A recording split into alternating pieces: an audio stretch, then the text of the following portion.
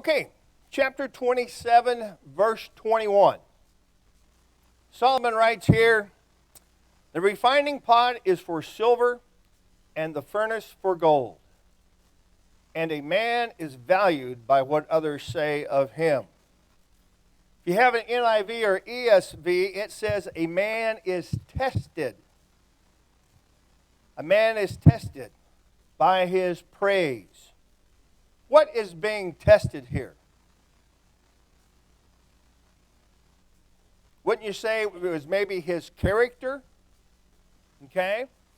And I think that's correct. See, reaction to what others say about you is a good test to prove what a person's true character is.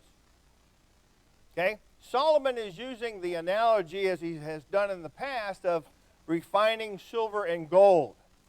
Just as the action of fire is a test for that silver and gold, a man's behavior, when praised, or we could also say when criticized, which is important, will show what he is really worth.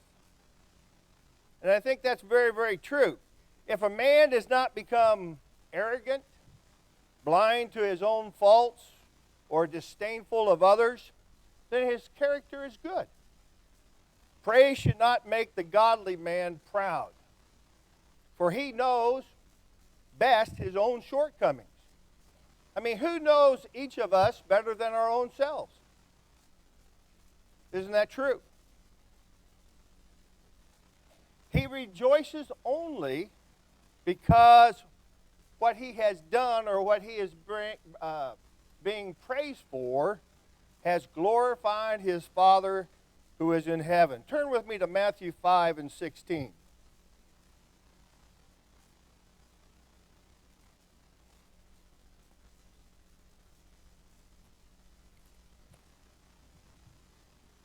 Jesus says himself here, "Let your light so shine before men that they may see your good works, not to glorify you, but to glorify your Father in heaven." That's why we should be doing the things that we do. Not to our glory, but to the glory of God. Any thoughts, additional comments on that? Okay, let's look at verse 22.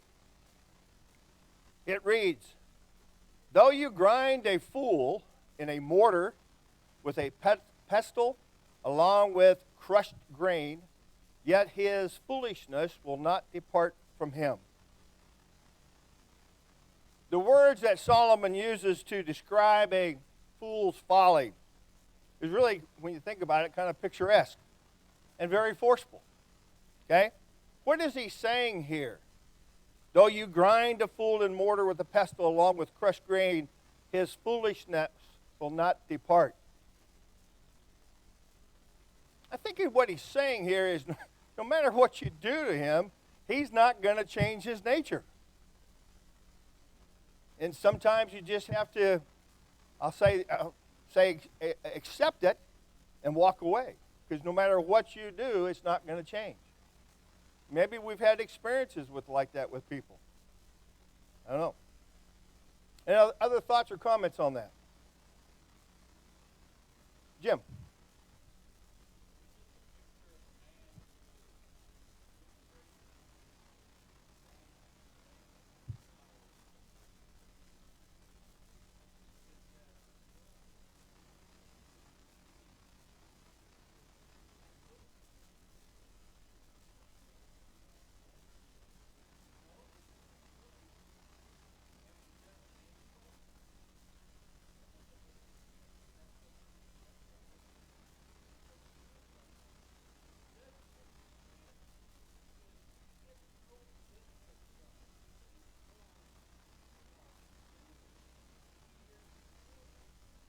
Right, right. I mean, we know from at least the old medical days. Go ahead. Mm-hmm. Yeah, yeah, mistakes and stuff. I think one of the points he's trying to make here is we know from the old medical days, the way they used to grind medicines and herbs and stuff like that together was in a mortar and pestle. And it totally changed it from a solid material whole into like a powder. And so it's a distinct change, is what we see here. And even though a fool who's set in his ways will not change, no matter what you do to him. I think that's along with the other points that have been made. Any other thoughts?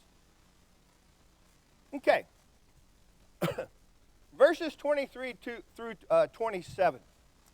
These 5 verses, the last 5 of this chapter, kind of form an idea or an emotion of satisfaction, or we could even say praise, for an agricultural life, something that is obviously near and dear to my heart. How long has agriculture been around? Yeah, day 3. Day 3. Turn over with me to Genesis, the 1st chapter.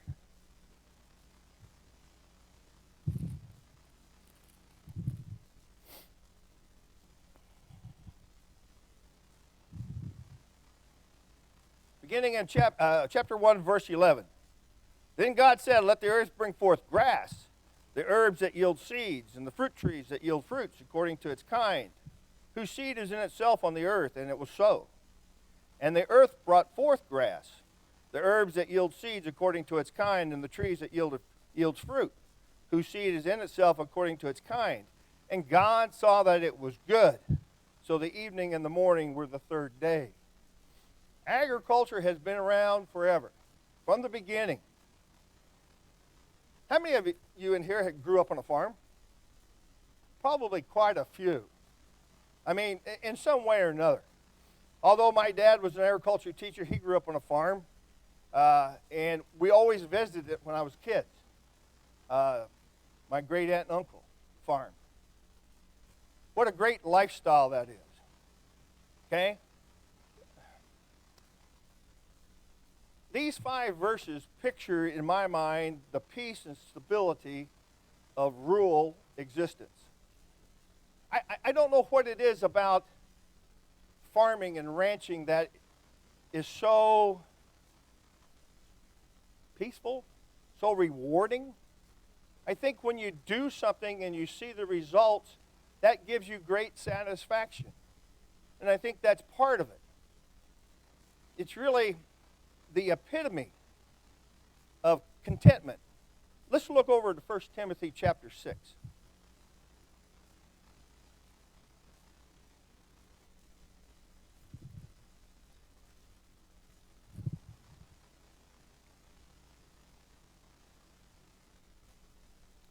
First Timothy chapter 6, beginning in verse 6 through 8, Paul writes, now godliness with contentment is great gain. For we brought nothing into this world, and it is certain we carry nothing out. Having food and clothing, with these we shall be content. Wayne.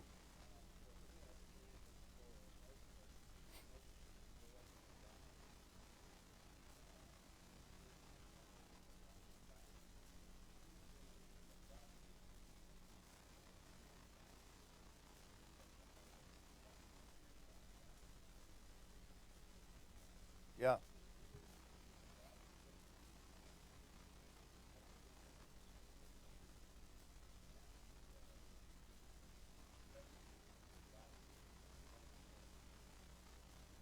Yeah. Absolutely. Absolutely. I mean, when you think about it, agriculture, although its technique has changed over the years, that satisfaction is still around.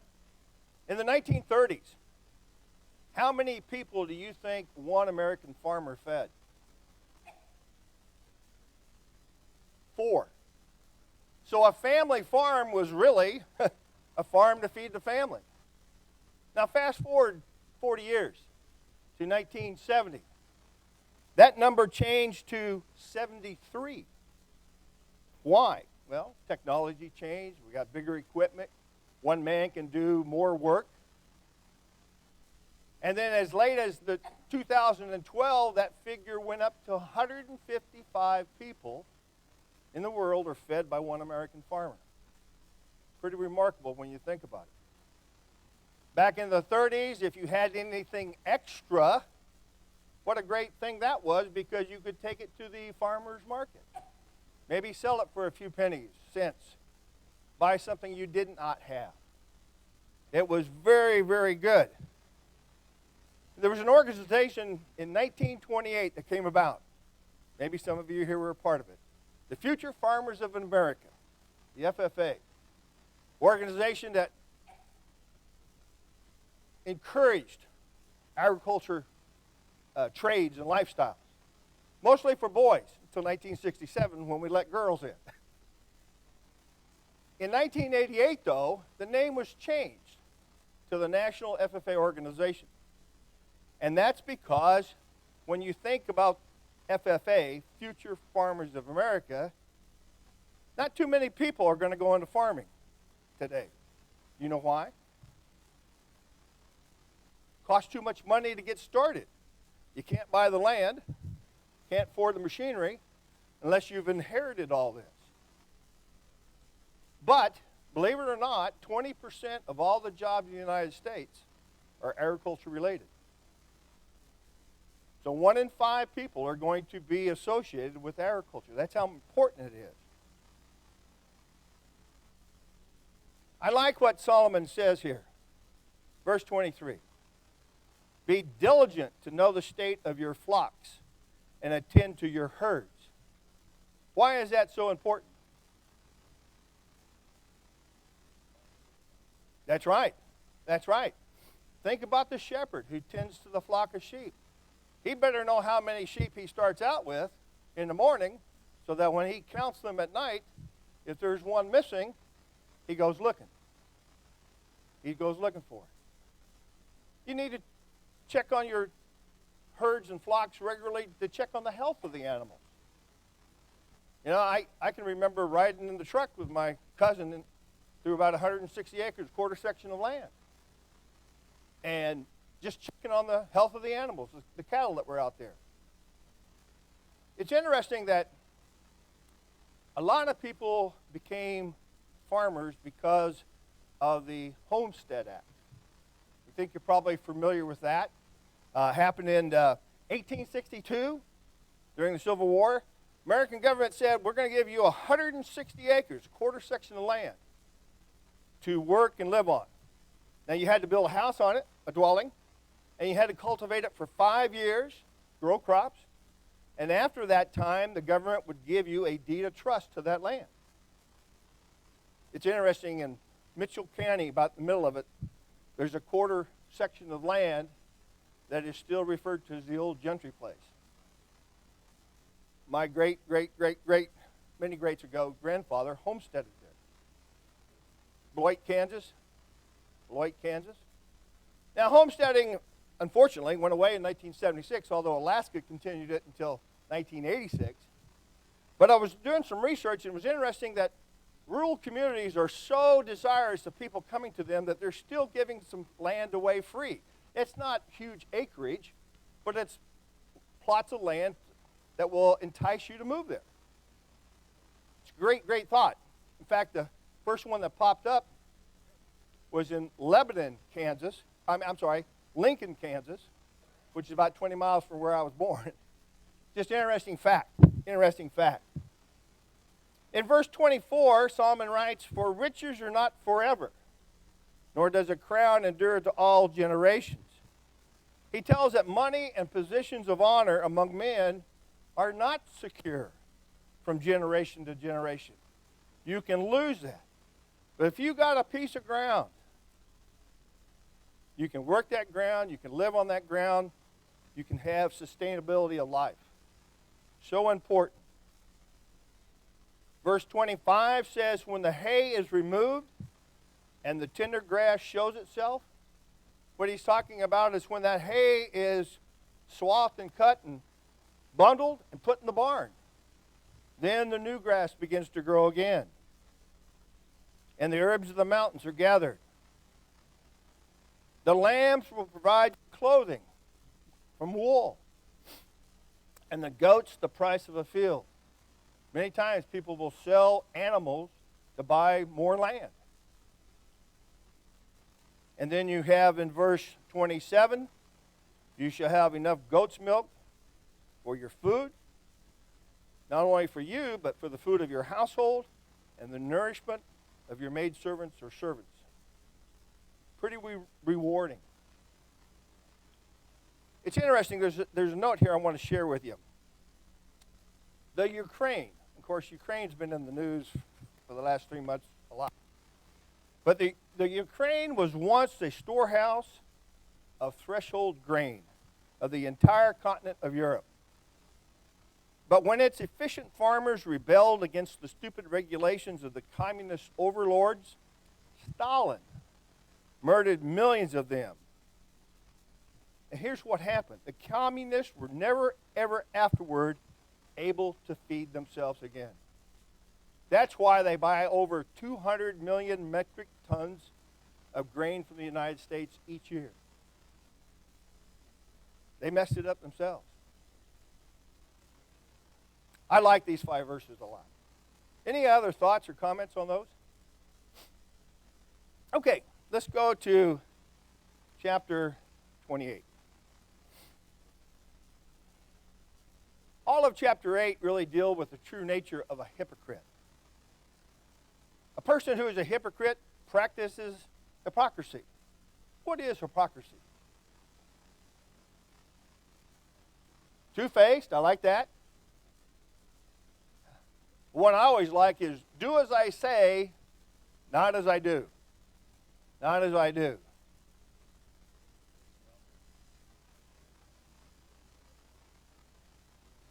Exactly. In fact, you must have read my notes here. Because it says, the practice of claiming to have moral standards or beliefs to which one's own behavior does not conform. They tell you one thing, but do an entirely different thing. In verse 1, it says, the wicked flee when no one pursues, but the righteous are bold as a lion. We have here a contrast between a criminal who's guilty, conscience compels him to flee, and a righteous person who feels no such compulsion to do so. A wicked person runs away when no one is chasing him, but as Solomon uses the illustration, a just man is braver than lions. Braver than lions. Why would a wicked person run away when no one is chasing him? Afraid of the truth. A guilty conscience is always he's always on the defensive because of that. And he's constantly looking over his shoulder to make sure that no one is after him. His enemies are not trailing him, trying to do harm to him for what he has done. Interesting. But the bottom line is, the clear conscience of a righteous man is unafraid of whatever may happen. And when he looks into a mirror, he likes the person he sees looking back. Ed.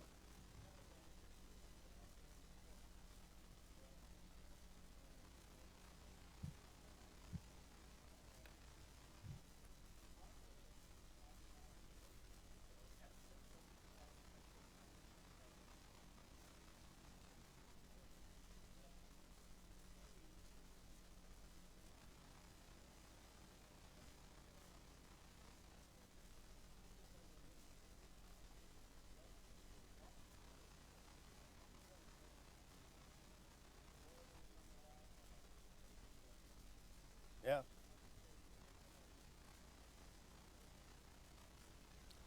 I've always said the one nice thing about always telling the truth is you don't have to remember what you said.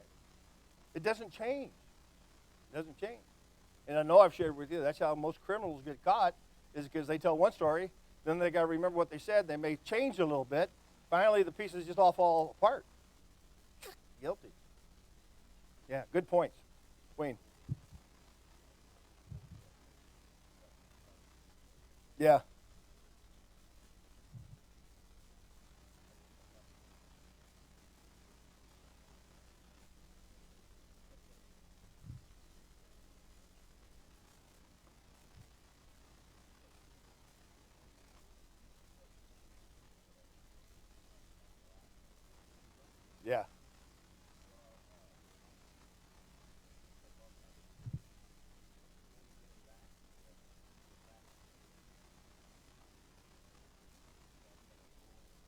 list of warrants. Yeah. Yeah.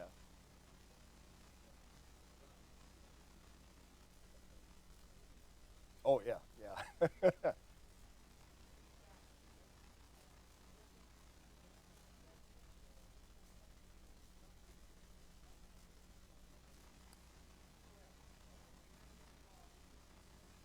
Yeah.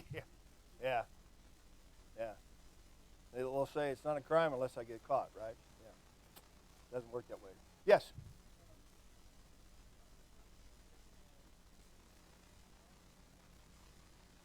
Oh, yeah.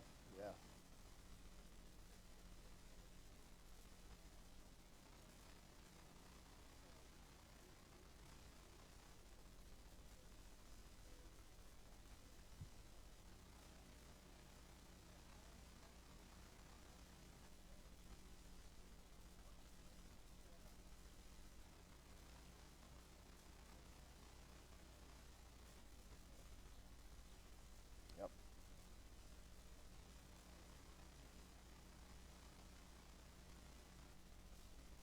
It's almost like it's a badge of honor to continue with the charade or whatever is going. That they're not going to give it up. But you're absolutely right. We see so much of that in today's situation. Excellent point. Other comment? Okay, let's look at verses 2 and 3. Solomon writes, because of the transgression of land, many are its princes.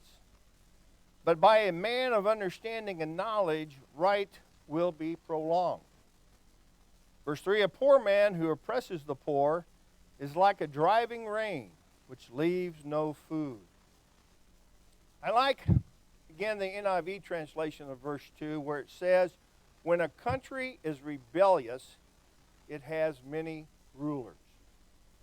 But a man of understanding and knowledge maintains order. I believe this to be true throughout history. The idea here is when a land or country transgresses, it has many rulers, many changes of authority. But with a man of understanding and knowledge, its stability will long continue. Long continue. In verse 3, it says a poor man. Now, some of your translations may say a ruler who oppresses the poor. The idea here is a ruler ought to nurture the rights of the poor, just like rain should nurture a garden. Anyone who oppresses the poor is like a rainstorm that destroys crops rather than bringing benefit to them. I think the analogy is pretty good.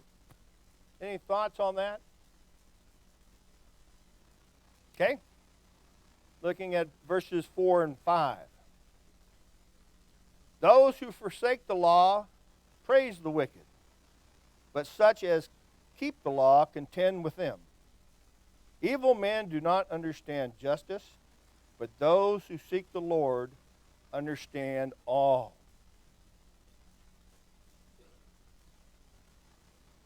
You can usually tell a person's true character how? Two ways, I think.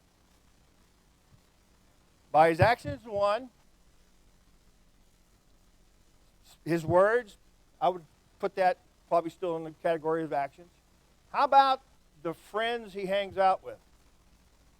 Oh, yeah. Oh, yeah. His closest friends. Evil men praise others who are evil, and they become companions. They bond together.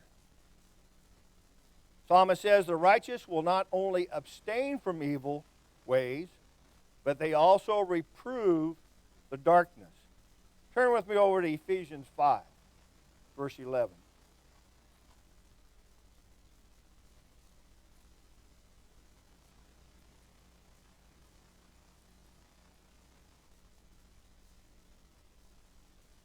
Paul writes to the church in Ephesus, he says, and have no fellowship with the unfruitful works of what? Darkness, but rather expose them. rather expose them. I think this is an extremely important point. Now, with regard to verse 5, another concept for the word justice here, where it says, evil men do not understand justice, is the word religion. Meaning it is only through the divine law that either justice or righteousness in general can be known. Does that make sense? I think it does. What this tells us is the person who loves the way of evil is so affected by his lifestyle that his thinking is clouded and he is incapable of discerning good from evil. But a person who seeks the Lord is able to discern and choose what is right. Ed?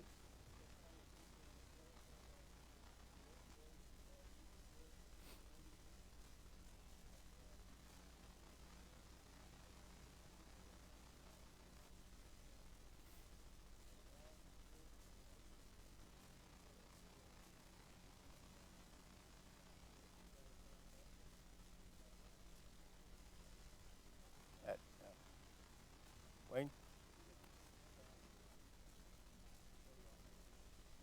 Mm-hmm.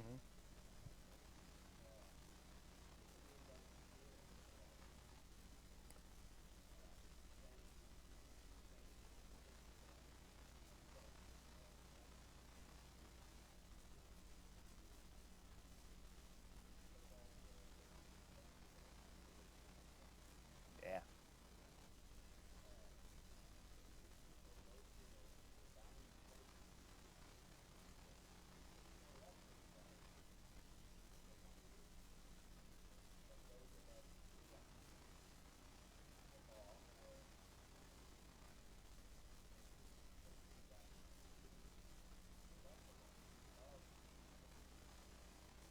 Yeah, absolutely. You know, I firmly believe our founding fathers would roll over in their graves with what things have gotten to today. I truly do. When you read the concepts and the ideas and the thoughts that they had for this country, we are now so far removed from that. It's sad, very sad. Other thoughts? Okay, let's look at verses 6 and 7. Verse 6 reads, "Better is the poor who walks in his integrity than one perverse in his ways, though he be rich." Then in verse 7 it says, "Whoever keeps the law is a discerning son, but a companion of gluttons shames his father." All throughout Proverbs, we have a lot of compare and contrast words here, verses. In this particular case, we have a contrast between keeping the law and having companions who indulge in whatever their eyes desire, and is reflected in the heart of his father. When a child does something wrong, mom and dad, I hope, suffer in the sense that I mean they're sad. I don't mean physical pain or anything, suffer in that way, but suffer of sadness for what their child has done. I don't know if we see that all the time. Psalmist says, "An obedient son brings honor to his father." But again, the rebellious son will bring hurt and shame to his parents. Very true. Comments or thoughts? Let's look at verse 8 and 9. Verse 8 says, "One who increases his possessions by usury and extortion gathers it for him who will pity the poor. One who turns away his ear," verse 9, "from hearing the law, even his prayer should be an abomination." Going back to verse 8, that word usury, I had to look it up. I got to be honest with you. I ain't that smart. But does anybody by chance happen to know what that means? Yes. It's defined as excessive interest. Okay? It's Guido charging you 67 70%. Yeah, loan sharks, exactly. And break your legs if you don't repay.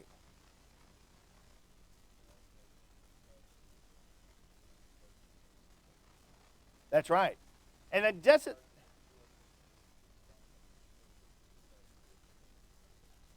It's exactly right.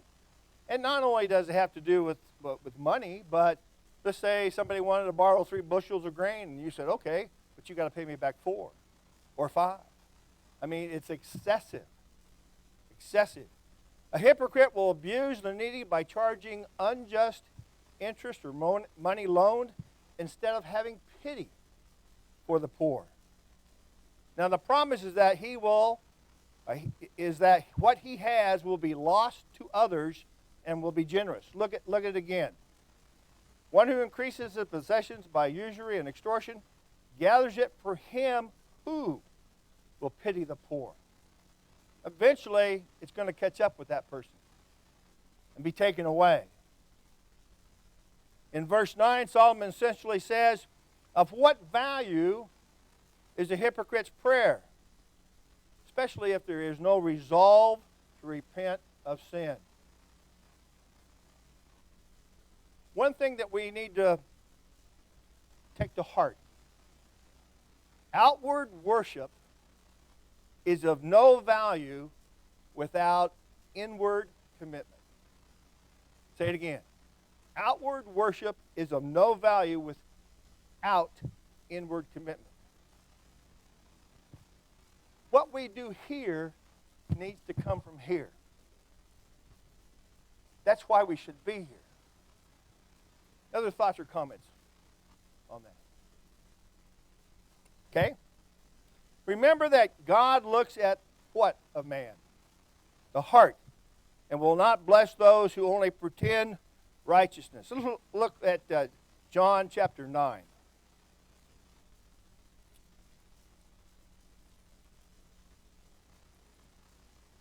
Chapter 9, verse 31. Now we know that God does not hear sinners. But if anyone is a worshiper of God and does his will, he hears him. He hears him. Any other thoughts or comments on those, what we've done so far? Jim? Correct.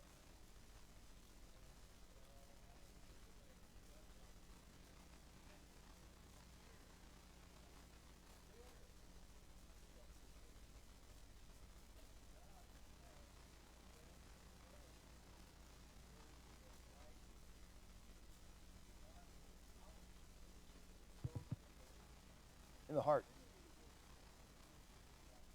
Right. Absolutely. Brian, then Ed. Okay?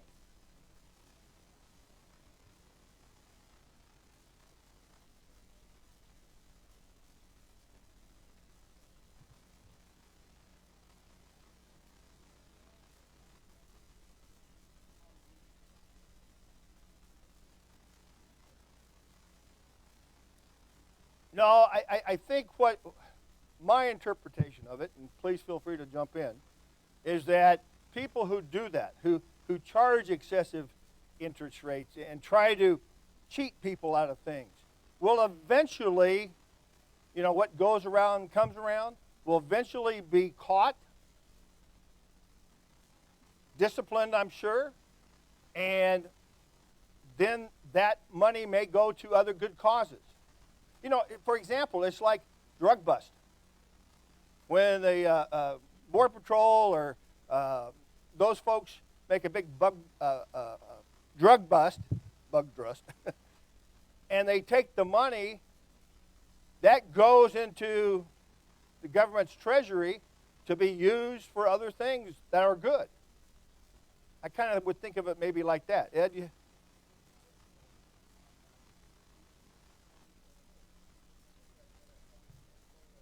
Yeah. Yeah. Sometimes we don't see the immediate results. Sometimes. Good comments. Does that answer the question maybe? No, no. I don't know. Probably not, is my guess. Yeah, very few. I'm not saying that's the case always, but very few of them will. I don't know. Don't know if I answered that very well for you. I'll have to do some more research on that. Other thoughts? Yes, Jim.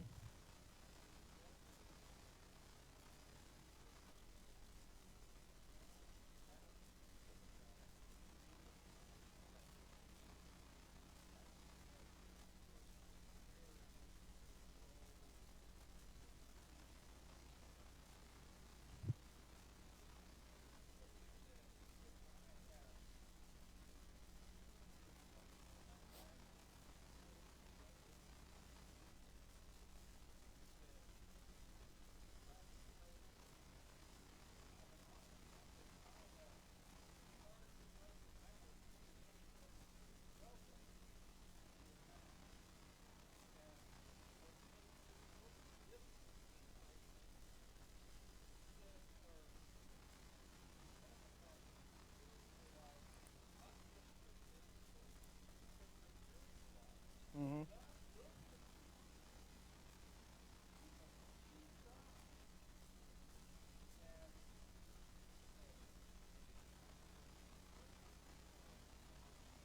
Yes.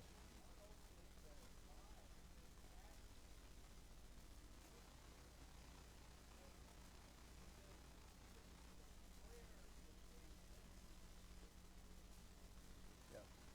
Certainly it does not hear them. Certainly. Wayne.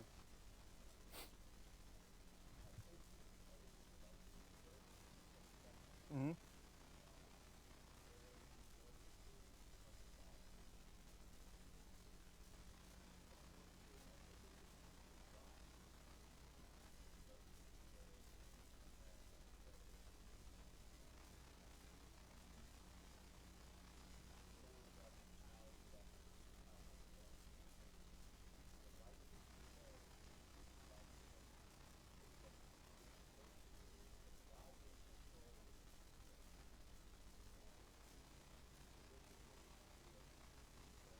Right.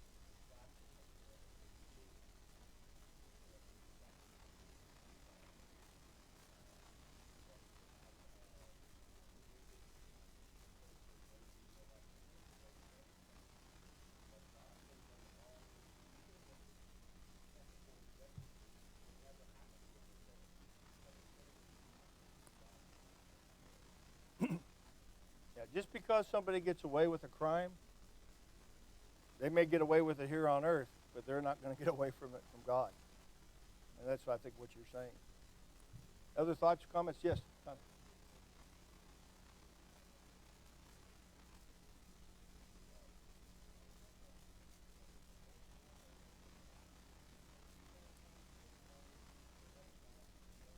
Yeah.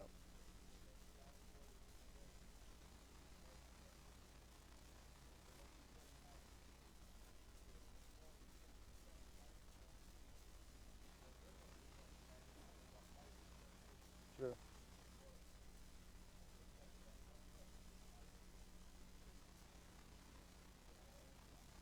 Yeah. We can't let it eat at us. Other thoughts?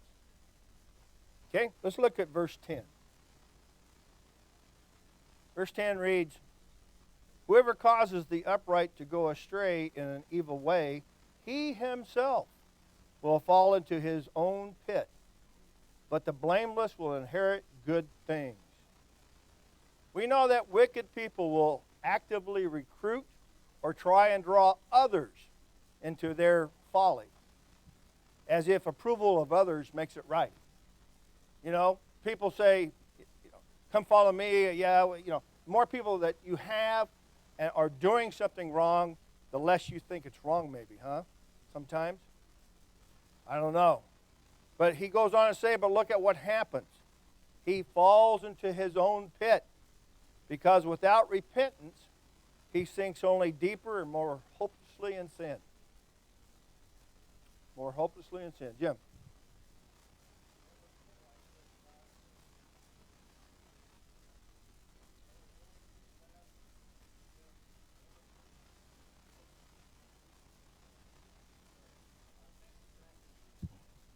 I knew that.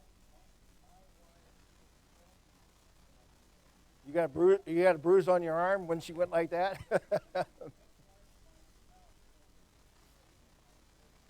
We're all guilty of that. Trust me. Trust me. That's right. That's right. Yes. Yes. Okay, let's take a look at verse 11 if there's no other questions on verse 10. Verse 11 says, "The rich man is wise in his own eyes, but the poor who has understanding searches him out." Solomon says here that the poor man know what rich men really are. Poor men are probably a pretty good judge of character, I think, sometimes. The rich man may fool themselves into thinking they are really wise and good, but poor people see through the masks to their true worth, what they really, really are. But being rich, does that make you wise? No. No, it doesn't. Time for one more, verse 12. Oh, yes.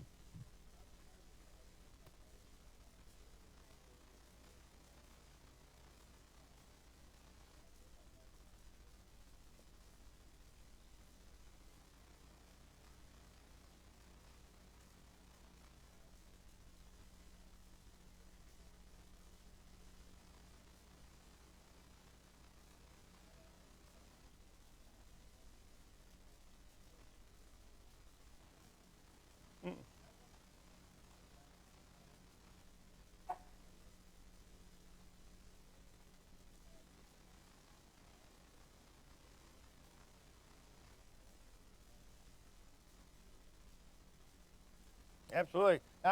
There's two kinds of smart, in my opinion. There's book smart, and then there's street smart, okay, or common sense. And so many times, common sense gets lost someplace in the translation. I don't know why, but it does. We're going to go ahead and quit for today. Thank you so much. Great class. We'll pick up on verse 12 next week.